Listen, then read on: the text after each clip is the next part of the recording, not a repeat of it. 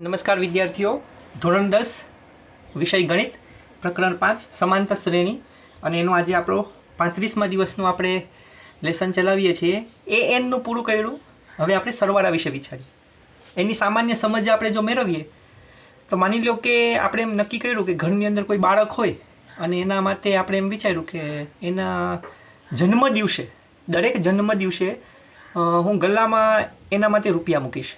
દાખલા કે પહેલો જન્મદિવસ આવ્યો અને મેં એના ગલ્લામાં 100 રૂપિયા નાખ્યા, બરાબર. બીજો જન્મદિવસ આવ્યો, મેં એના ગલ્લામાં 150 રૂપિયા નાખ્યા. ત્રીજો જન્મદિવસ આવ્યો અને મેં એના ગલ્લામાં કેટલા નાખ્યા? 200 રૂપિયા નાખ્યા. એવી રીતના મેં એમ વિચાર્યું કે એ 20 વર્ષ થાય એ બાળક, ત્યાં સુધી હું ગલ્લામાં નાખીશ. હવે તમે કોઈ કહી શકશો આવી રીતના વધતું ગયું, આમાં કંઈક તમને 20 વર્ષ સુધીના કંઈક આંકડા મળશે, ગલ્લામાં કેટલા રૂપિયા થશે? કંઈ કહી શકો? તો કે હા, જરૂર કહી શકાય. પરંતુ એ જે ગણતરી છે ને એ તમારે આમ કરવી પડે ને. 100, 150, 200, 250 એમ કરીને 20 વર્ષ સુધી જેટલું તમારે એમાં નાખેલું હશે ગલ્લાની અંદર, એ બધાનો શું કરવો પડે? સરવાળો. તો આ સરવાળાની ગણતરી કેવી થઈ ગઈ? એક તો લાંબી અને બીજું કેવું લાગે? એક તો કંટાળાજનક. પણ સમાંતર શ્રેણીની અંદર એક રીત એવી છે કે આવી ગણતરીને તમે સરળતાથી કરી શકો. ઓકે, તો ચાલો એના સૂત્રો આપણે જોઈએ. ચાલો, એનું સૂત્ર છે SN, બરાબર. સરવાળા માટે S લેશું. SN ઇઝ ઇક્વલ ટુ આપણું એનનું સૂત્ર શું હતું? A plus n minus 1 into D. આમાં પણ એવું જ આવશે, જો ધ્યાન રાખજો. n/2 અને અંશમાં 2, પછી આ a plus n minus 1 into D. a plus n minus 1 into D. 2 વડે ગુણાઈ ગયું અને બારે n/2. સમજાયું? તો આ એનું મેઇન સૂત્ર છે. આપણે આનો ઉપયોગ ઘણો કરશું, એટલે આપણે યાદ આને રાખવાનું છે, બરાબર. હજી એક આ સ્ટેપ આમાં આગળ વધ્યા, આનું થોડું સાદુરૂપ આપીએ. એ 2 વખત છે તો આમ લખી શકાય કે નહીં? a વત્તા a વત્તા n ઓછા 1 ગુણ્યા ડી. જો n/2 આ એમને આ જોજે, આપણું જૂનું અને જાણીતું સૂત્ર છે કે નહીં? વત્તા ને વત્તા a વત્તા n ઓછા 1 ગુણ્યા ડી, એટલે સૂત્ર શું બને? an. આ an એટલે તમને યાદ આવે આપણે ઓલું જે શ્રેણી આપતા આમ, તો an એટલે આપણો આ હતો અંતિમ પદ. શું થતું? અંતિમ પદ. એટલે આ લોકો ગણિતની અંદર અહીંયા a વત્તા અંતિમ પદને an દ્વારા પણ દર્શાવી શકાય અને લાસ્ટ ટર્મ, લાસ્ટ પદ એટલે છેલ્લું પદ, એના દ્વારા પણ દર્શાવાય. એટલે આપણા મહત્વના 2 સૂત્રો થયા, એક આ અને એક આ, બરાબર. તો આ તમે લખી લેજો. ચાલો હવે એના દાખલા કરીએ. એમાં આપણે જો આમાં સમજવું હોય તો a એટલે શું થશે? a એટલે પ્રથમ પદ, બરાબર. n એટલે જેટલામાં પદનો સરવાળો તમને કીધો હોય ને, એ 20 પદનો સરવાળો કરો તેમ. એટલે જ્યાં લખ્યું સમાંતર શ્રેણીના પદોનો સરવાળો, પણ કેટલા? તો કે કીધું નથી, એટલે આપણે કેટલા પદ લેશું? n, બરાબર. d એટલે શું થશે? તો કે બીજું પદ ઓછા પહેલું પદ. અને an અથવા તો આપણે શું લખશું? l. આમાં l છે ને, l એટલે એ આપણો an, એટલે શું થશે? અંતિમ પદ. જ્યારે અંતિમ પદ આપેલું હોય ત્યારે આપણે આ સૂત્ર વાપરશું, બરાબર. આ બાકી આપણો આ સૂત્રથી કામ ચાલી જશે. ચાલો દાખલા જોઈએ, ઇઝી છે એકદમ, બરાબર. આપણે an જે ગણ્યા એ પ્રમાણે જ આમાં પણ કરવાનું છે. આની અંદર પણ તમારે એક સમાંતર શ્રેણી આપી અને પ્રથમ પદના એના પ્રથમ 20 પદોનો સરવાળો શોધો. એટલે આ પહેલું, બીજું, ત્રીજું, ચોથું, પાંચમું એમ કરીને 20 પદ થાય, એ બધાનો શું કરવાનો? સરવાળો, બરાબર. એમાં ભલે માઇનસ પણ છે જો આની અંદર, એટલે ધ્યાન રાખવાનું. તો સરવાળામાં માઇનસ જવાબ પણ આવે, સરવાળો કરો તો 0 જવાબ પણ આવશે. ઓકે, ચાલો શું મેળવી લેવાનું? એન્ડ. આમાં એમ જ છે. a પ્રથમ પદ, n 20 પદોનો સરવાળો એટલે કેટલા પદ? 20. અને d આમાંથી આ બાદ કરી નાખો. 3 ઓછા 8 કેટલા આવી જશે? ઓછા 5. બસ. હવે આપણું સૂત્ર કયું સૂત્ર? SN. જો ધ્યાન રાખજો, n/2 2a plus n-1 into D. s ના s, n ની જગ્યાએ કેટલા આવશે? 20. જો નીચે લખવાનું છે, s મોટો કેપિટલ, નીચે 20. ચાલો n/2 20/2 2 ગુણ્યા એ 8 n ઓછા 1 20 ઓછા 1 તમે ડાયરેક્ટ 19 લખી શકો અહીંયા. અને ડી કેટલા છે ઓછા 5. અહીંયા ભાગાકાર થશે અને ઘણીવાર નહીં થાય. એકી સંખ્યા આવે દાખલા કે તો પોઈન્ટમાં જવાબ આવશે એટલે ભાગાકાર નહીં કરીએ. પણ અહીંયા બેકી છે એટલે 20 ને 2 વડે ભાંગો. 20 ના 2 ભાગ પડો એટલે કેટલા આવે 10 આવે ને.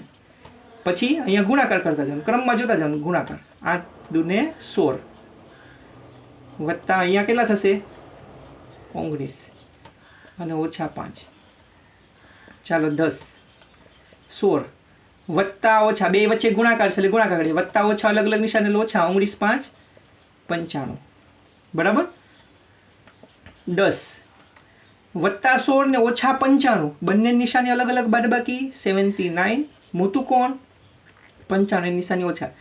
હવે આ બેનો ગુણાકાર વત્તા ઓછા અલગ અલગ નિશાની એટલે ઓછા 10 ગુણ્યા 79 79 એટલે 790.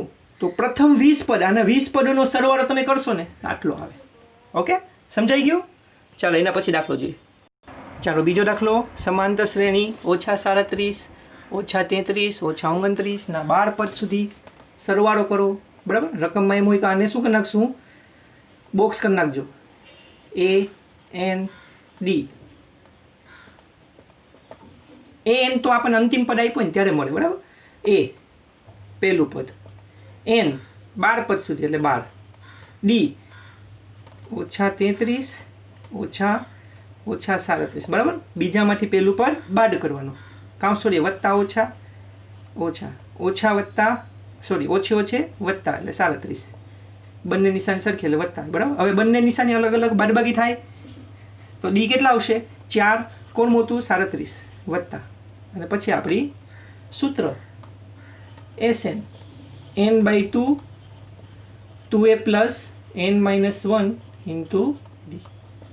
ચાલો n કેટલા છે 12. 12 છેદમાં 2 અંશમાં 2 ગુણ્યા a ઓછા 37 વત્તા n ઓછા 1.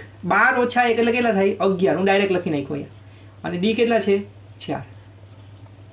ચાલો અહીંયા ભાગાકાર થઈ છે 6 દુ 12 વત્તા ઓછા અલગ અલગ નિશાની ઓછા 37 ગુણ્યા 2 કરશો એટલે કેટલા થશે 74 74. બંને નિશાની સરખી એટલે વત્તા 11 ચોક 44. હવે અંદર જોજે બંને નિશાની અલગ અલગ બાદબાકી થશે એટલે આ બંનેની બાદબાકી જવાબ શું આવશે 30 કોણ મોટું 74 એટલે ઓછા. હવે આ બંનેનો ખાલી શું તમારે કરવાનું છે ગુણાકાર એટલે બંને નિશાની અલગ અલગ છે એટલે બાદબાકી થશે. કેટલા આવશે ઓછા અને 6 તેરીને 18 ને પાછળ 0. તો 12 પદોનો સરવાળો કેટલો થશે ઓછા 180 એટલે જવાબ માઇનસમાં આવે. બરાબર. 0 પણ આવશે. ચાલો બીજો જોઈએ એના પછી. ચાલો આ દાખલો જોજે.